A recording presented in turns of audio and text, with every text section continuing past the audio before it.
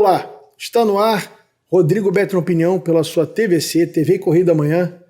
Hoje nós temos um entrevistado que vai nos contar muito da política aqui do Rio de Janeiro, da política nacional. Marcos Vinícius, deputado estadual Marcos Vinícius, presidente do PTB aqui do Rio de Janeiro. Marcos, um prazer você estar aqui conosco. Eu tenho certeza que você vai poder contar muita coisa boa para o nosso telespectador. Prazer é meu, Rodrigo, estar aqui no seu programa. Vou tentar aí aprender um pouco contigo. Mais uma vez, você é um cara que sempre atuamos juntos, em algumas campanhas no Rio de Janeiro, e agora aqui dividindo a sua bancada do programa. Vai ser um prazer enorme. Aprender comigo é brincadeira. Com um professor chamado Roberto Jefferson, você não tem nada para aprender comigo. Eu vou aprender com você, né? Até a voz do Roberto já está pegando já. É muito tempo junto, né? Muito tempo. É a 14ª eleição sempre pelo PTB. Isso aqui é fidelidade. De prefeito e vereador, entre prefeito e vereador.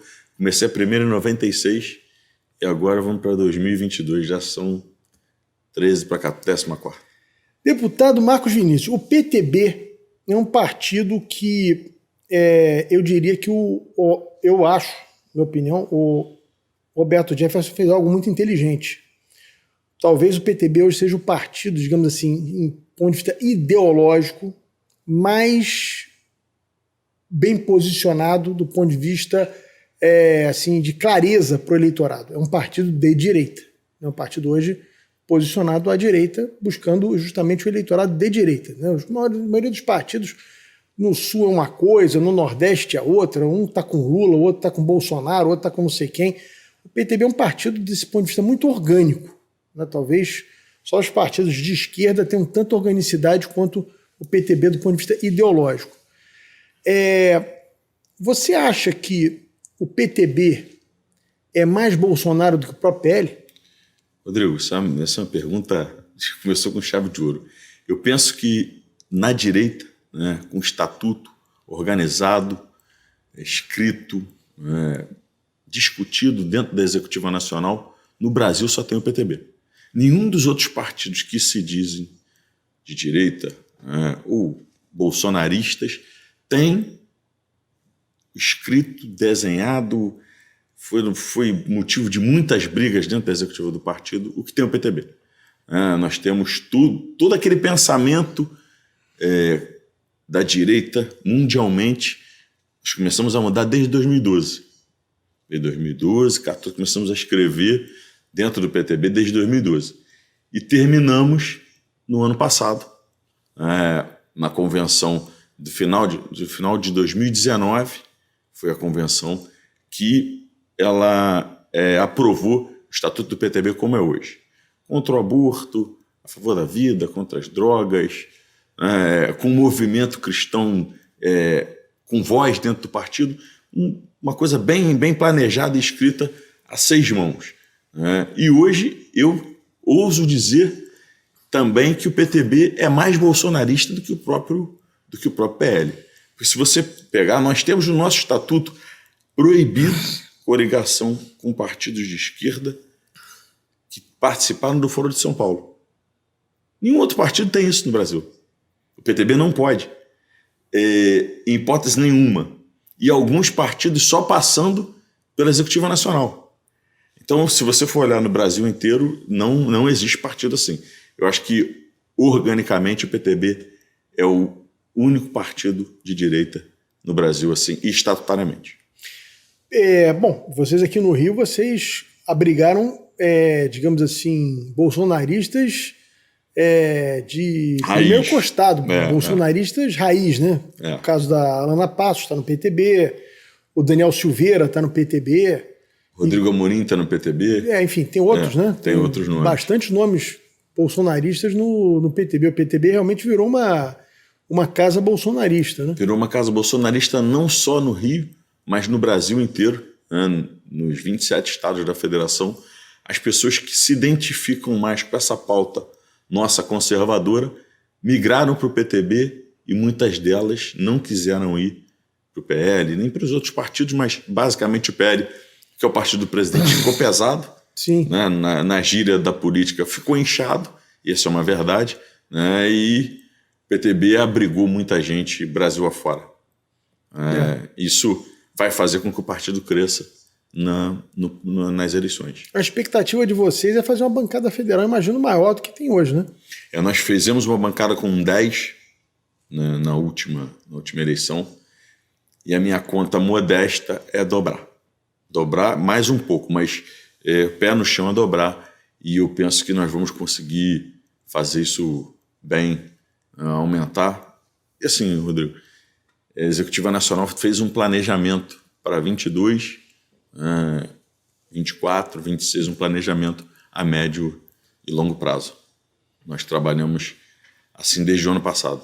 Eu acho que vai ser um caminho. A gente no Brasil, você falar em partidos com, assim, digamos, um viés ideológico mais definido, com 30 partidos que nós temos no Brasil, com representação no Congresso, sei lá, 30, 28, nem sei mais quantos tem, é um negócio completamente absurdo, né? Com essas fusões, federações, enfim, as cláusulas de barreira que vão se impondo aos partidos que, digamos, os partidos nanicos, eu acho que a tendência é os partidos cada vez terem mais clareza ideológica para os seus eleitores.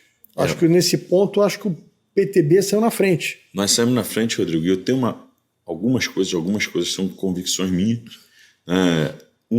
Esse número de partidos não existe, são partidos que ficaram nanicos, partidos que não têm nenhum viés ideológico com nada. Então o cara vai no Amapá ou no Acre, ele vai com a esquerda, no Sul ele vai com a direita. Não dá. O eleitor, ele polarizou, e é uma realidade que o Brasil vai viver nos próximos anos. E nós saímos na frente, né? E eu ainda vou mais longe. Eu ainda penso que o modelo eleitoral brasileiro precisa ser mexido. Esse avanço, né, para a eleição de 22, que foi em 22, eu ainda penso que nós precisamos fazer o modelo do distritão misto, com os 46 mais votados no Rio para federal, os 70 mais votados para estadual, e nas cidades assim também para vereador. Então eu acho que nós, nesse ponto, conseguimos puxar um pouquinho na frente, saímos na frente de verdade na questão de definição do eleitorado. O Brasil é um país conservador. Sim. A verdade é que a maioria do brasileiro ele se declara conservador. Sim. Então, nos costumes, com certeza. Nos costumes, com certeza.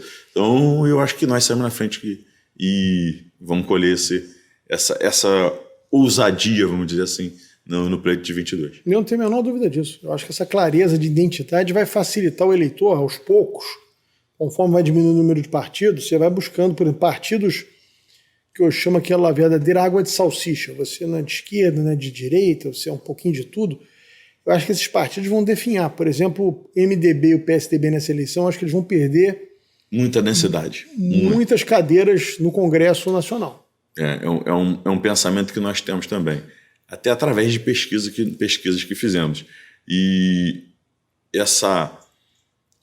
o candidato que não se posicionar, ele vai ficar no limbo, e o eleitor tende a escolher ou é o viés da esquerda ou da direita. É o que nós pensamos dentro do PTB.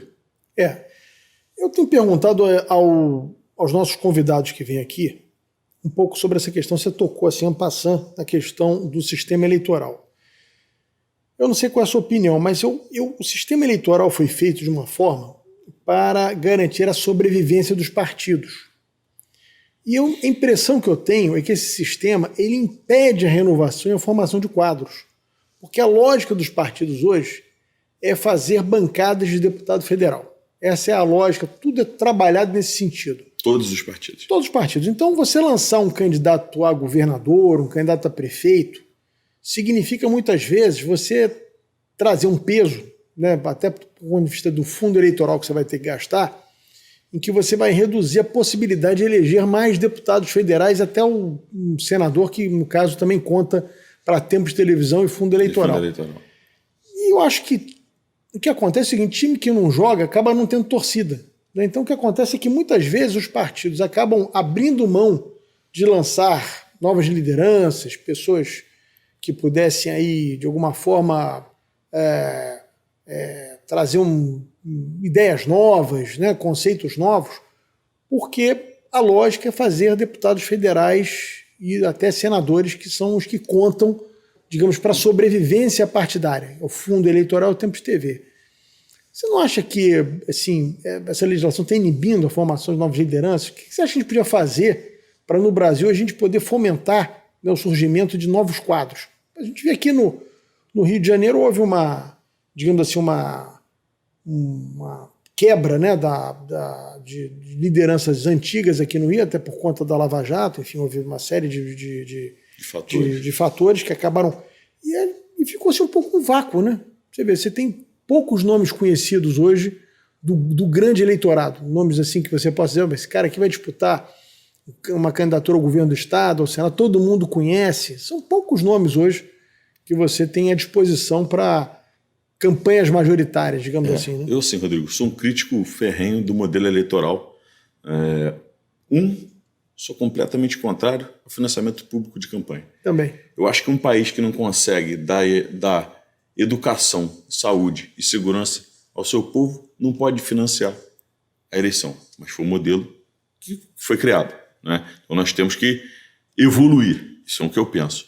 2, essa questão proporcional, e aí eu penso que você há de concordar comigo, no que você lança hoje, né, uma nominata no Rio de Janeiro para federal, 47 nomes.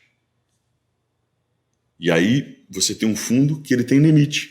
Sim. Né? Cada partido tem o seu tamanho de fundo eleitoral. Você de verdade inibe, né, à medida que você tem um número X de candidatos, e você tem que investir nesses candidatos para poder ter fundo, né, o federal e o senador aqui contra o fundo eleitoral.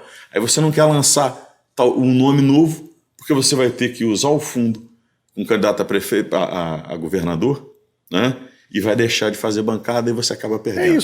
Inibe completamente a aparição de novas lideranças, gasta o dinheiro que nós tínhamos que estar usando para comprar remédio da segurança e saúde para o povo. E nós tínhamos que ter o seguinte: eu sou do PTB, presidente regional do PTB.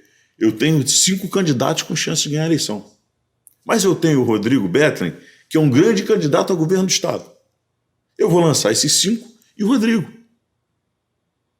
E fazer com que o Rodrigo seja conhecido, ou o Marcos Vinícius, ou o outro candidato seja conhecido e leve o nome do partido no Estado inteiro. Dessa maneira de hoje, como está hoje, você não consegue. É impossível. Esse modelo eleitoral foi feito para perpetuar os grandes partidos. Os nanicos tendem a assumir ou a fazer a federação. Né? Você tem o PL com fundo eleitoral muito alto, União Brasil, PT, MDB e acho que o DEM talvez. Não, o DEM virou União Brasil. Virou União Brasil. Tá. Então você tem esses 4 com muito fundo eleitoral, mais 2 sem identidade, que é a União Brasil e o MDB. Né? Sim. PT e PL, um para cada lado. O famoso partido ônibus, né? Entrando gente. Exatamente. Então, se PT e PL, um para cada lado, um para a direita e para a esquerda, esses sairão fortalecidos. Eu vejo os outros na esteira de diminuir, né? Desidratar um pouco. A própria montagem de chapa de deputado estadual e federal Brasil afora demonstrou isso. Você teve facilidade demais no PL, União Brasil usou a força do seu fundo eleitoral, PT fez federação, né? MDB parece que fez federação, PSDB, né? PSDB fez federação com cidadania. PSDB fez federação. Então, isso já demonstra o que vai acontecer. Eles não querem diminuir, mas não vai ter jeito. Não vai ter jeito. Então, eu vejo que o modelo foi criado para manter a hegemonia de grandes partidos. Não vai funcionar. Nós vamos ter que evoluir daqui a 4 anos, ou daqui a 2 anos, que seja, num novo modelo eleitoral. Eu concordo totalmente com você. Inventaram digamos assim, uma tese de que a corrupção nascia por conta da necessidade de financiar as campanhas com recursos privados. Isso foi uma tese criada pela Lava Jato. Sim, né? Como se você fosse acabar com a corrupção no Brasil, porque você acabou com o financiamento privado de campanha. É um negócio, sim, de uma ingenuidade atroz.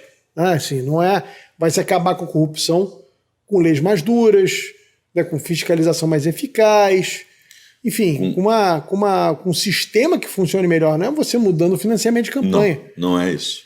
Você poderia aprimorar o financiamento de campanha privado.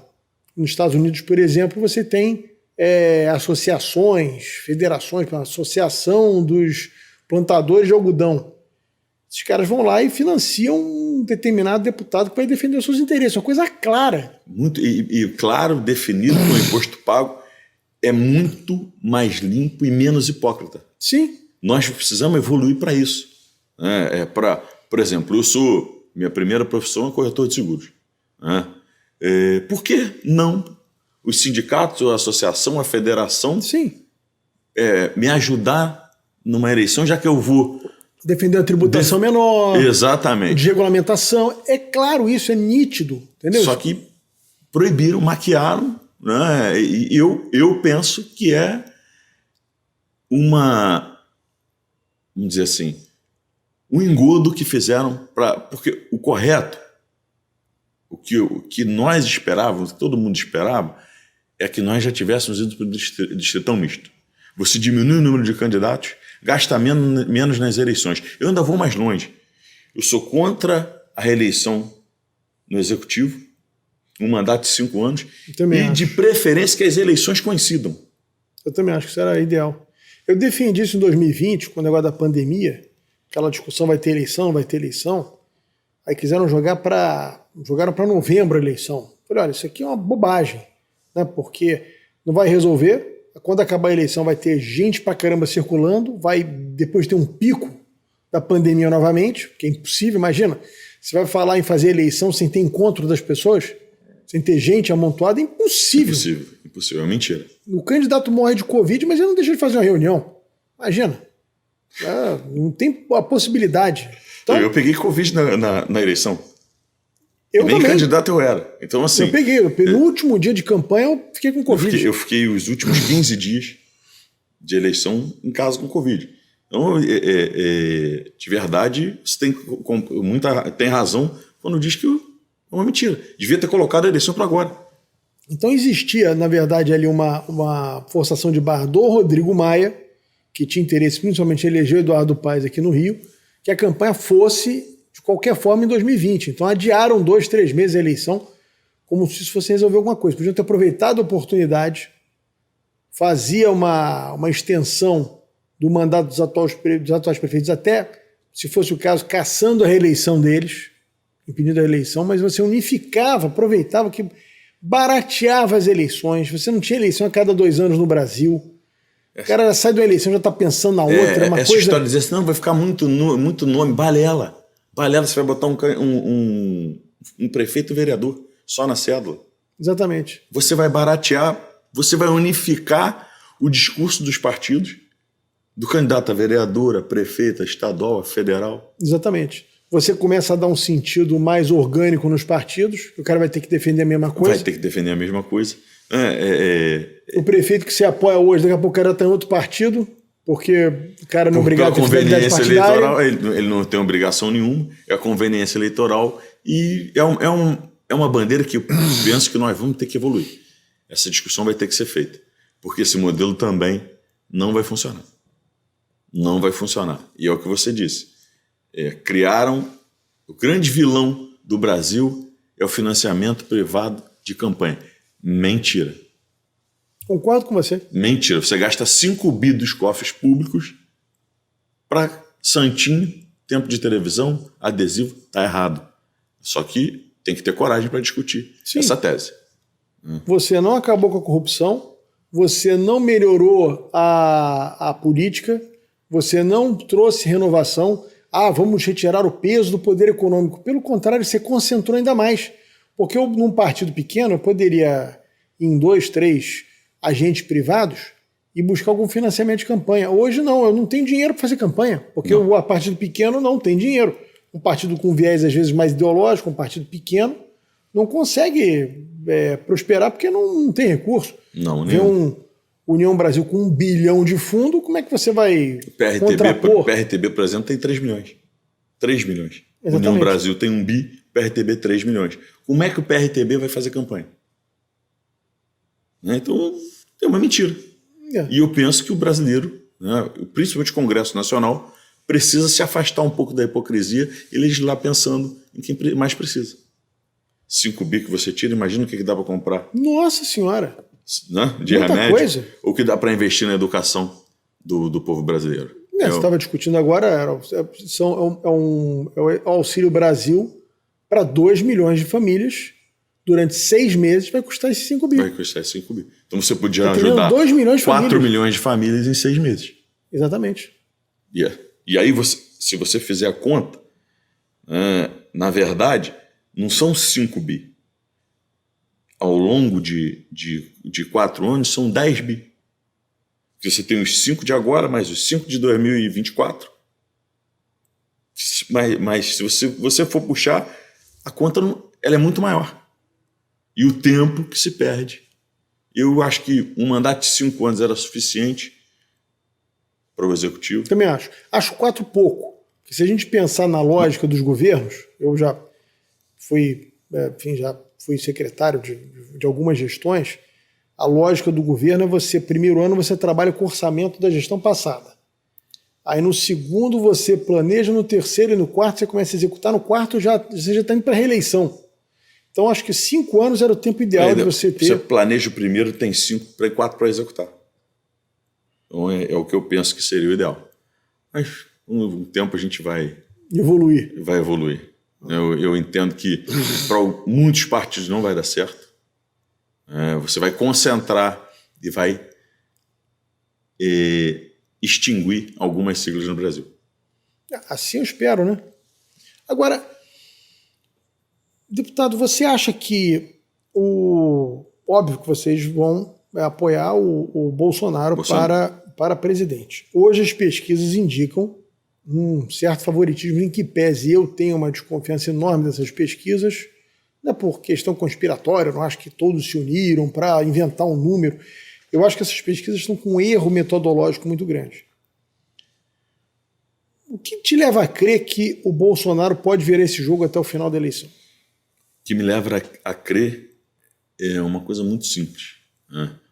O erro metodológico, que é muito claro. Tem muitos nichos da população que as pesquisas não entrevistam e não levam em consideração.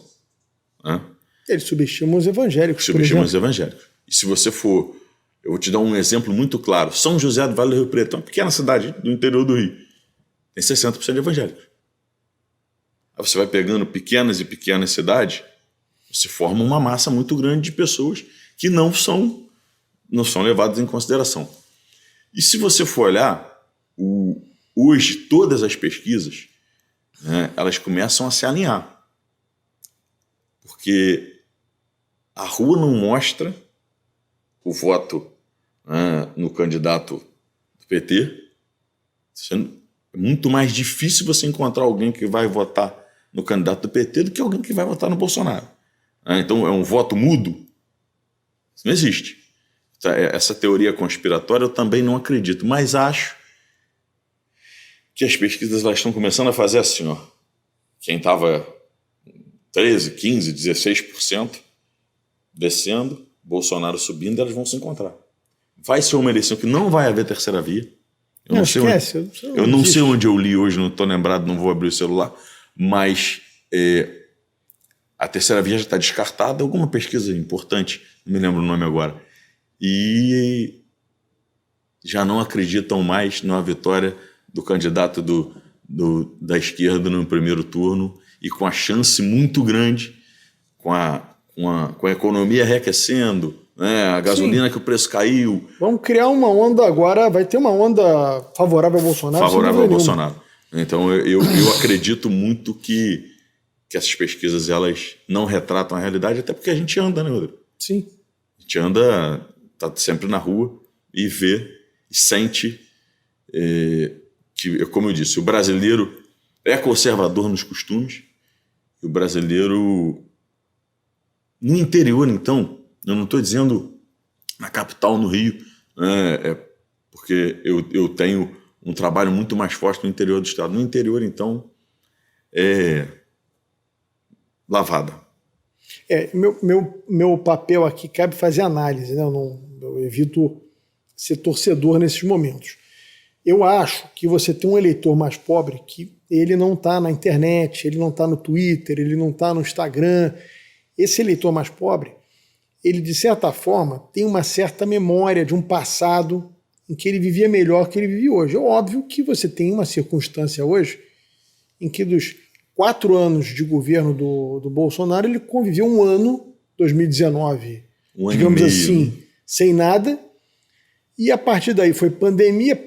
Quando a pandemia começou a melhorar, todo mundo vacinado, enfim, a pandemia virando uma endemia, né, virando uma rotina na vida das pessoas, estoura uma guerra na Ucrânia com a Rússia, isso aumenta o preço dos combustíveis, né, do petróleo, gera inflação no mundo violenta, somado ao problema da pandemia que já tinha desarticulado a cadeia produtiva no mundo. Enfim, o Bolsonaro passou por um processo muito complicado. Ele e todo mundo que estava governando nesse período.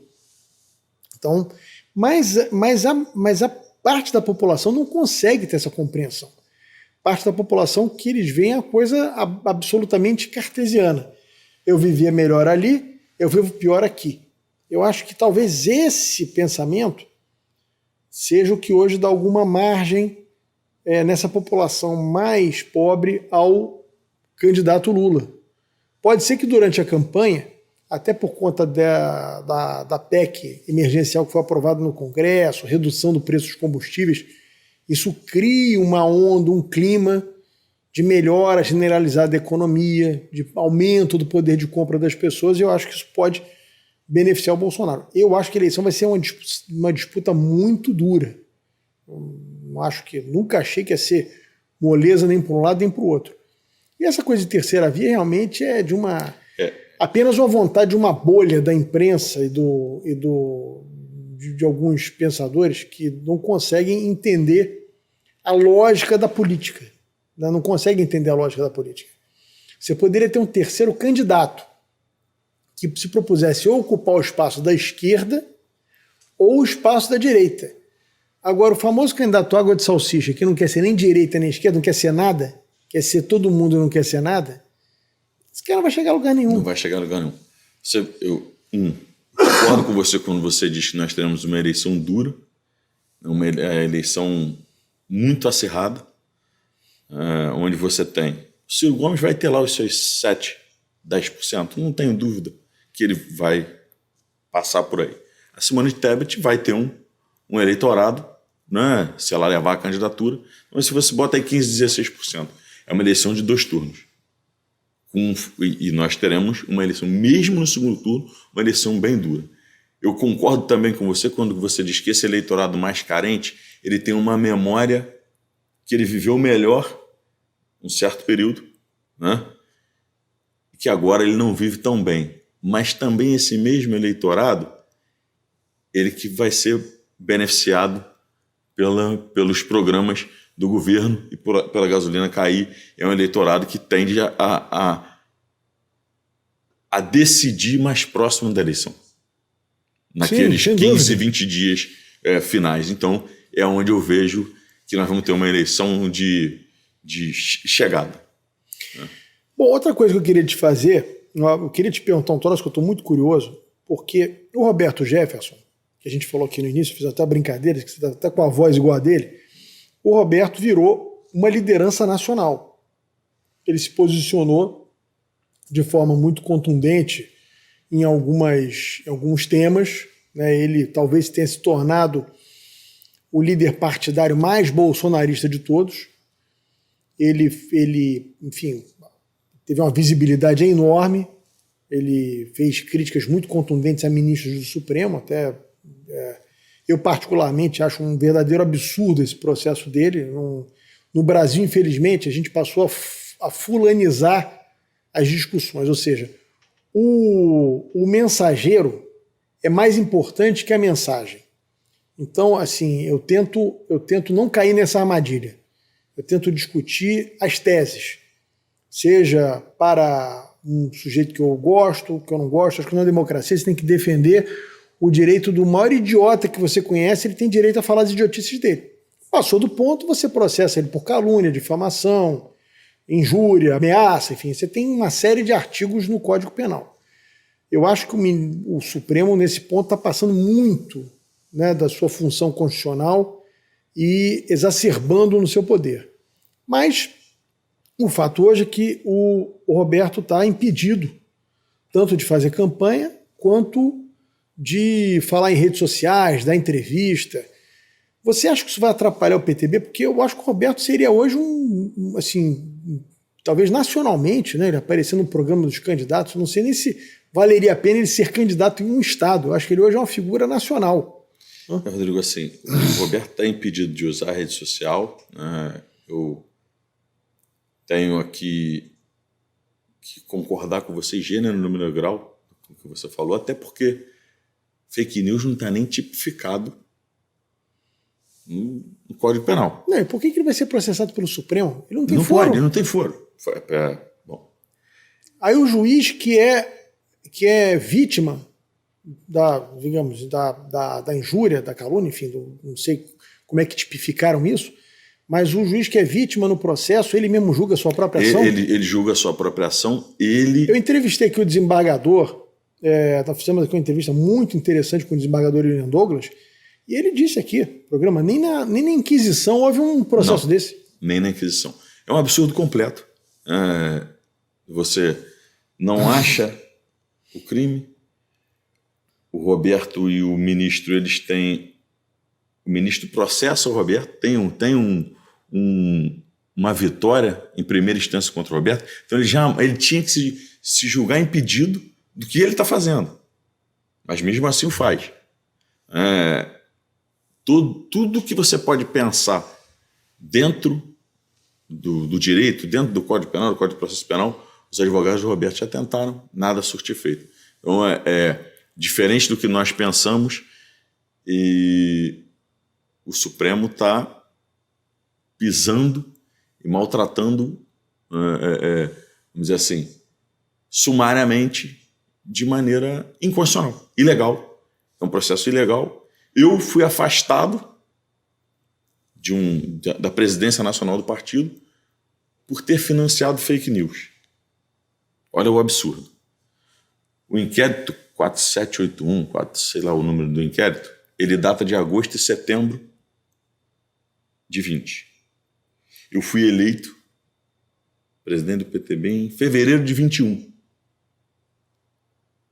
Como é que fevereiro de 21, dentro dos prazos legais, eu só comecei a poder ser gestor do fundo partidário em março, por 12 dias. Eu não sequer paguei uma conta que eu criei. Como é que eu financei alguma coisa? Não são absurdos que estão acontecendo no Brasil e que não tem como a gente fugir dessa discussão também. Mas as pessoas se calam a isso. Eu tenho muitos amigos em partidos de esquerda, deputados. Eu tenho, graças a Deus, eu fiz amizade em todos os... Eu tento não misturar. Né? A gente tem opiniões, às vezes diversas, mas você busca respeitar a opinião contrária e por isso você não vai deixar de ter um amigo porque ele tem uma opinião contrária à sua. Eu digo a esses meus amigos de partidos de esquerda, vocês estão batendo palma para essas maluquices? Amanhã a vítima vai ser vocês. Não pensem em vocês que quando batiam palmas lá atrás que os nazistas tiravam os judeus, fechavam suas lojas, que eram tidos como os algozes da Alemanha, né, que eram ambiciosos, que eram isso, que eram aquilo, foram eleitos pelo nazismo como os grandes, digamos assim, os grandes vilões da Alemanha, tinha gente que se calou em relação a isso. Depois deu no que deu. Então, assim, o problema do Brasil hoje é esse. Você fica, é contra o Roberto Jefferson. Então deixa lá o Roberto Jefferson se danar, mas fala muita contra besteira. O Rodrigo, contra mim, contra a Marcela, Contra todo mundo. É isso. As pessoas não percebem que você vai formando teses, você vai abrindo uma caixinha de Pandora que você não sabe depois onde isso vai parar. Não sabe. E de verdade, Rodrigo, eu penso que vai atrapalhar bem o PTB. A nossa projeção antes de agosto do ano passado, quer dizer, fez agora 11 meses que o Roberto está preso por crime de opinião. Que eu acho que se, é aquilo que você falou, se você se sentiu incomodado, processa ele na primeira instância. Como já perdeu, mas na primeira instância, foi condenado, né, a pagar uma multa. Mas na primeira instância, tem direito a recurso. A lei é muito clara. E o Roberto e o PTB vai sair, não vai sair tão grande quanto nós esperávamos, porque a gente tem, e eu disse outro dia numa reunião dos presidentes de partido, como vale frisar, como presidente do PTB do Estado do Rio de Janeiro, que tiraram a nossa figura principal, que é o Roberto seria um grande cabo eleitoral para o partido no Brasil inteiro. Para muita gente da direita ele virou um ícone, né? Para muita gente da direita virou um ícone. Por exemplo, Rio Grande do Sul, Mato Grosso, nesses lugares, e alguns outros estados, o Roberto é ovacionado quando chega. Isso vai atrapalhar o PTB, eu não tenho dúvida. E, mais uma vez, a Constituição não dá diz... para fazer um boneco dele? Andar com um boneco dele por aí? A gente até tem, mas não adianta. A gente até tem, mas o ideal seria que ele pudesse... Eu não posso falar, mas eu mandei meu clone. Pega uma fala antiga e manda, mas infelizmente nós não vamos... Eu penso que até pelo menos passarem as convenções, esse processo não vem para a primeira instância como tinha que vir. Um negócio impressionante. Uma covardia absurda. A verdade é que é uma covardia absurda. Eu tenho que me tolir na fala, porque, de verdade, hoje sou... você já foi vítima desse processo. Está me dizendo aqui que você já foi afastado da direção nacional do partido por conta de um ato pretérito, né? Quer dizer, eu não tenho absolutamente nada a ver com aquilo e fui afastado. Você participou daquele filme De Volta para o Futuro e não sabe. Não sei, ainda vai passar. Vai passar. Acho que a gente tem... Eu sou um otimista por natureza e isso vai passar. Não tenho dúvida disso. A gente já teve períodos no Brasil em que as coisas vão se ajustar em um determinado momento. Eu só lamento que eu vejo muita gente boa calada por esses absurdos, porque de alguma forma é interessante... Nesse momento, para aquelas pessoas. Para aquelas pessoas. E isso a grande mídia que reclama tanto de liberdade de expressão não permitir. Foi o que eu disse. Eu luto para que o maior idiota que eu conheço possa ter o direito de falar as suas idiotices. Me atingiu no pessoal.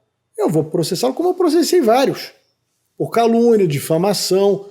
O ministro Supremo tem todo o direito de processar o Roberto Jefferson. Todo o direito. É um direito que cabe a ele se ele se sentiu atingido e respeita esse direito. Mas nas instâncias que o Código de Processo Penal indica. Não pode ser inventado um procedimento assim. Ele não pode ser juiz promotor e... Não pode. O Daniel Silveira, que também está no seu partido, particularmente acho que dificilmente vão deixar ele ser candidato, acho que vão cercear o direito dele ser candidato em função dessa confusão toda, mas foi inventado um flagrante perpétuo. A minha filha estuda Direito. Ela chegou em casa e disse, pai, você tem de achar isso aqui no Código Penal? Não acho, não sei o quê. Quer dizer, o estudante de Direito fica maluco com um negócio desse. O ministro Supremo inventa as regras que não está em lugar nenhum. Assim, então, assim, eu lamento que a gente esteja vivendo isso no Brasil. Lamento mesmo. E falo isso, poderia ser amanhã com Lula, poderia ser com Ciro Gomes, qualquer um. Eu acho que a gente não pode abrir mão da defesa do Estado de Direito, em momento algum. E tem uma coisa, é a torcida, e outra coisa é a imparcialidade que nós precisamos ter. E isso não dá para torcer para que seja tudo feito errado para todo mundo, Rodrigo. Não dá para torcer para nós sairmos do Estado democrático de direito. Eu digo para todo mundo, as pessoas reclamam da democracia, mas é o melhor regime. Eu não conheço outro melhor. Exatamente, com todos os seus problemas. Com todos os seus problemas, mas é o melhor regime que existe. E isso é tergiversar ao Estado Democrático de Direito para justificar o injustificável.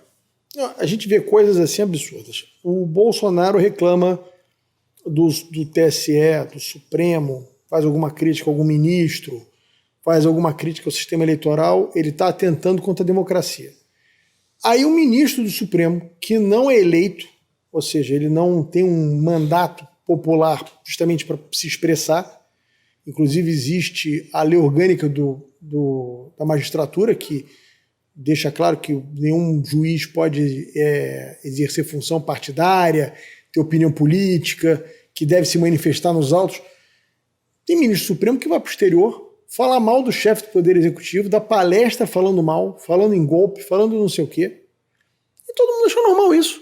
Você conhece algum ministro da Suprema Corte americana? Ninguém. Alguém dá entrevista? Alguém Não, vem aqui existe. no Brasil dar palestra? Ninguém conhece aqueles velhinhos de lá. Ninguém conhece. Só no Brasil é que virou moda. Então, assim, Eu arrisco a dizer a você que hoje a maioria da população brasileira conhece o nome dos 11 ministros do Supremo e não conhece os 11 titulares da seleção brasileira. E talvez não conheça os 11 vereadores da sua cidade. Sim. Nas que tem 11, tem umas que tem 9, outras que tem 13, outras que tem, como a capital tem 51, não conhece. Exatamente. Isso a mídia que os 11 ministros do Supremo têm é um negócio absurdo por conta das barbaridades que eles mesmos cometem. Eu ainda tenho uma outra coisa que é também mais à frente. Não pode ser vitalício. Não dá para ser vitalício. Mas isso é uma outra discussão. Sim. Não dá para ser vitalício, não dá para o Tribunal de Contas ser vitalício, não dá para o ministro do Supremo ser vitalício, não dá para o ministro do STJ ser vitalício, não dá. Sim. Por que precisa oxigenar só a política? Porque só na política as ideias têm que mudar. Porque imagina, o cara entra com 40 anos num Tribunal de Contas, como tem casos aí. Ele se aposenta com 75 compulsoriamente. Ele vai ficar 35 anos exercendo o mesmo cargo. 35 anos. Eu sou contra, e também é uma coisa, é uma evolução que nós vamos ter que pensar e discutir, mas não dá, Rodrigo. Não tem a menor condição.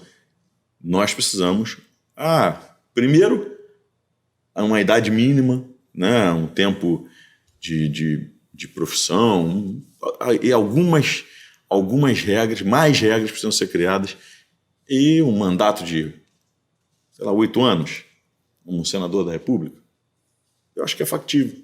Com direito a não se reeleger, voltar na próxima lista, a não recondução e voltar... Não sei, mas alguma coisa tem que ser feita.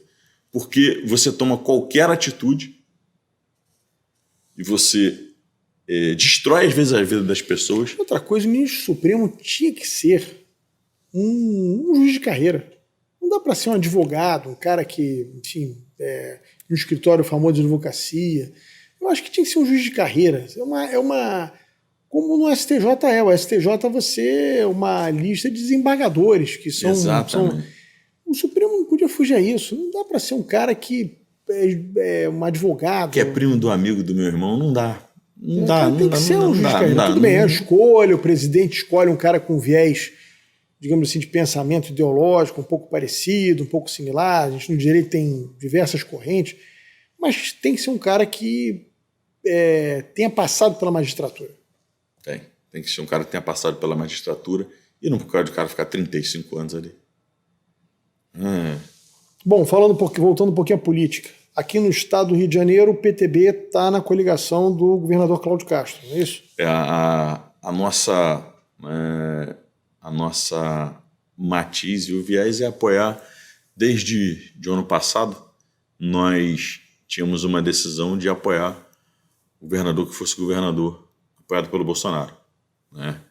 Então eu digo e repito que eu não voto no PL, eu voto no Bolsonaro e, se Deus quiser, na convenção vamos decidir por apoiar o Cláudio Castro.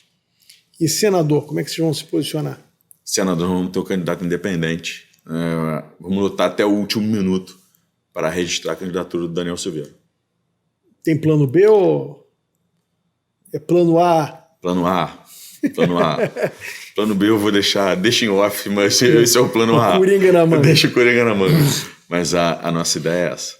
A nossa ideia é lançar o Daniel e continuar assim, carregando as bandeiras que o partido vem esposando no último ano e meio. A Clarissa Garotinho se lançou agora, né? Candidata ao Senado, provavelmente vai querer entrar. Ela tem sido uma deputada bolsonarista também. Imagino que ela vai querer entrar por esse viés vertente mais à direita, né? Eu entendo que vai ser uma eleição bem animada, Rodrigo.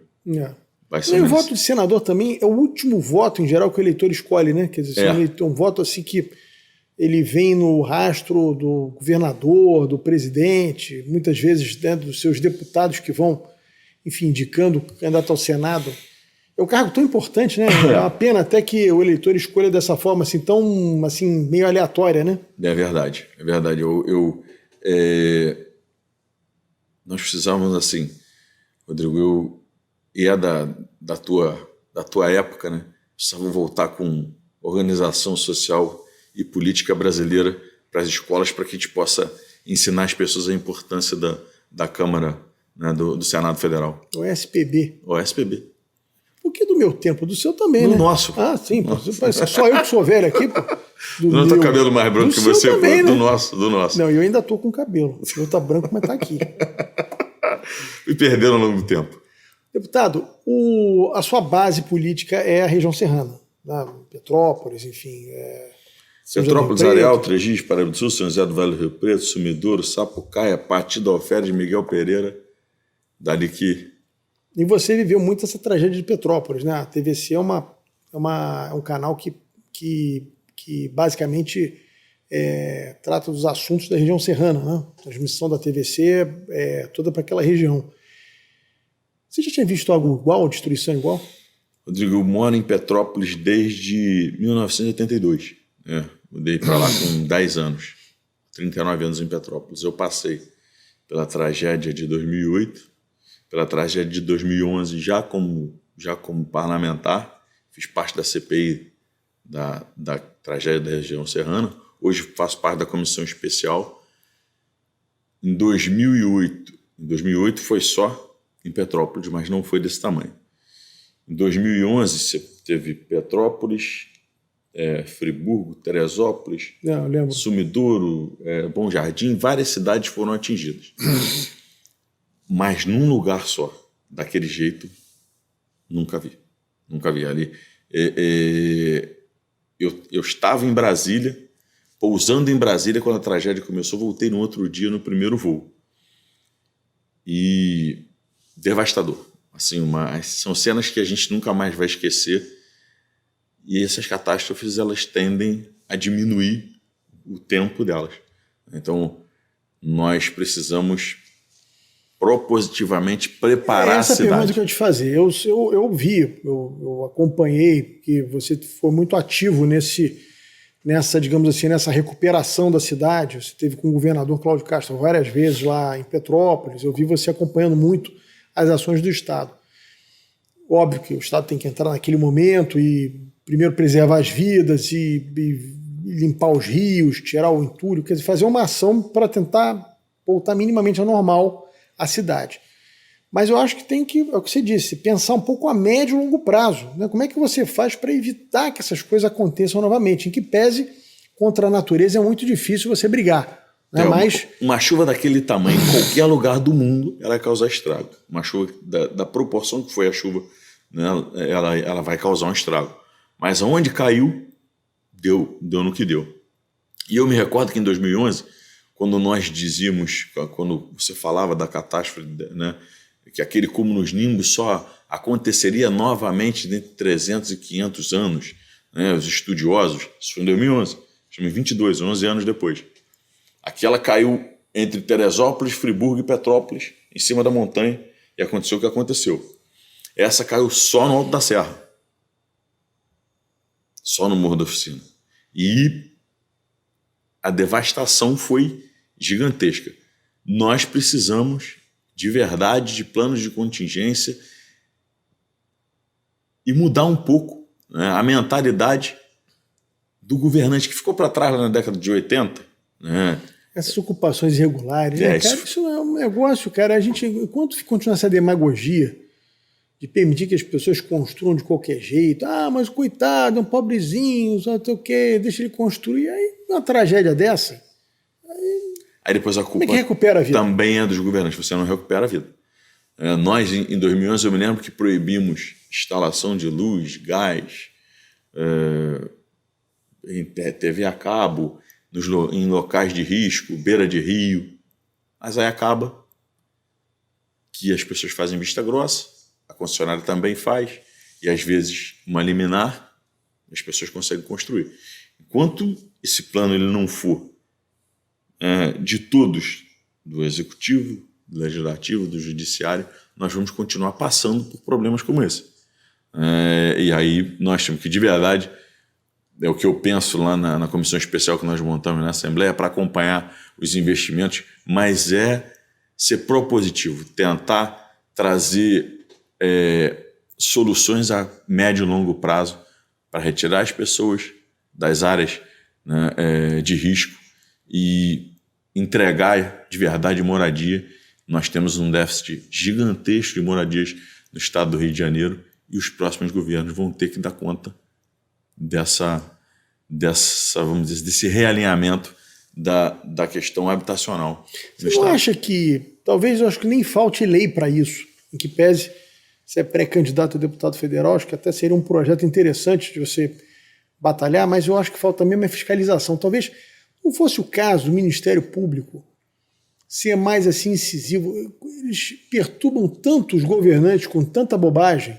Não seria talvez o caso do Ministério Público ser mais duro com os prefeitos que permitem ocupações irregulares? Porque a ocupação do solo urbano é responsabilidade dos municípios, dos prefeitos. Sim. Talvez não fosse esse o caso. Eu acho que não é a única solução, mas eu acho que isso já seria um início, né?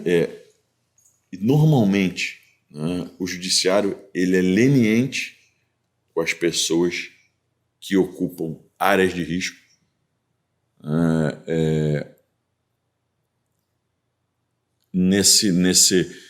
Não é.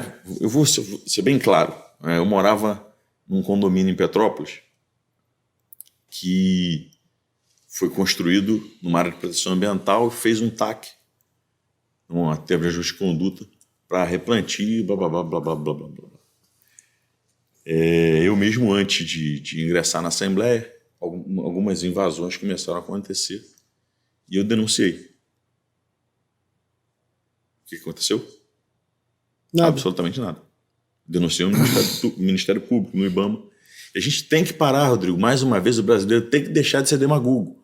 Porque depois a culpa é só do político. Agora, vai não tentar fazer um condomínio legalizado para você ver a quantidade de documento, o tempo que você demora. É exatamente onde eu quero chegar. E aí, quando não é ocupação irregular, quando você tem todo um projeto, eu não estou aqui defendendo os construtores, não, eu estou simplesmente dando um exemplo claro do que nós passamos.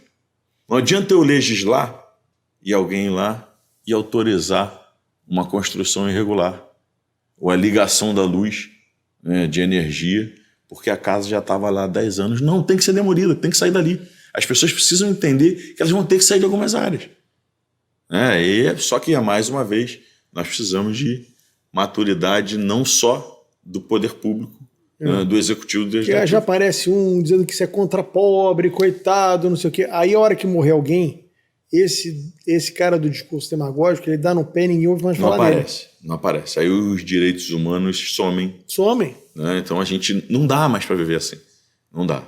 Nós precisamos de consciência que nós temos no estado do Rio de Janeiro uma densidade demográfica gigantesca na região metropolitana. E Petrópolis é a região metropolitana hoje, né? E o resto do estado com áreas enormes. Se você for colocar, até aqui na capital é a mesma coisa. Sim. Porque nós fomos lenientes e deixamos que fosse construído. Agora, como é que vai tirar?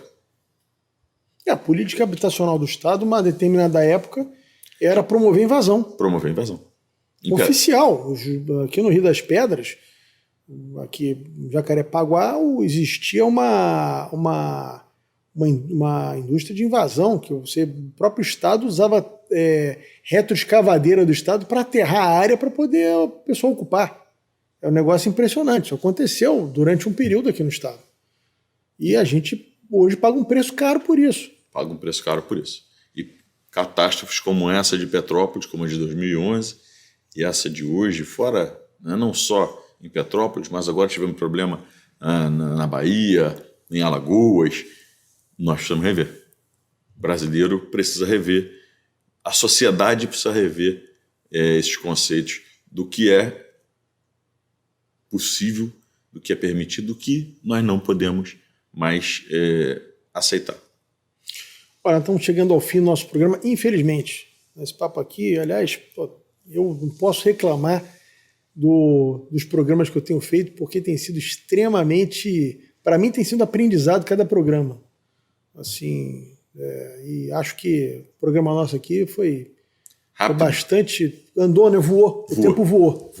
Então eu queria deixar você fazer suas considerações finais. Eu quero agradecer a você primeiro pelos longos anos de amizade aí, né? E dizer que eu estou à disposição. Agora entra o período eleitoral, não vou poder voltar, mas vamos continuar sempre que possível. Tiver uma brecha, é bom. A gente vai trazendo temas novos e discutir o nosso estado, o Brasil inteiro, é muito bom, ainda mais com uma figura, um estudioso da política como você, Rodrigo. Obrigado e parabéns pelo programa. Olha, eu queria muito te agradecer, né? De novo, que é pouco, te agradecer você estar aqui presente conosco.